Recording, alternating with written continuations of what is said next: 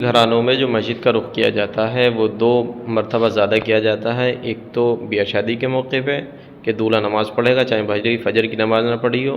دوسرا جب کسی کا انتقال ہو جاتا ہے تو اس کے نام سے کہ وہ قرآن کی پیٹی رکھوا دیجیے۔ اب اگر دیکھیں آپ اس مسجد میں دیکھیں تو قرآن کی کتنی پیٹی رکھی ہوئی ہیں؟ 3 یہ رکھی ہوئی ہیں اور 2 5 7 9 پیٹیاں یہ ہیں، اور اس کے علاوہ اگر دیکھیں تو کچھ پیٹیاں وہ رکھی ہوئی ہیں۔ لیکن اس کا فائدہ کیا؟ بھائی قرآن اگر آپ دے رہے ہیں تو اس کا ثواب جبھی تو پہنچے گا جب کوئی پڑھے گا، لیکن یہ پہلے سے اتنے رکھے ہوئے مزید آپ رکھ دیں تو کیا فائدہ ہوگا؟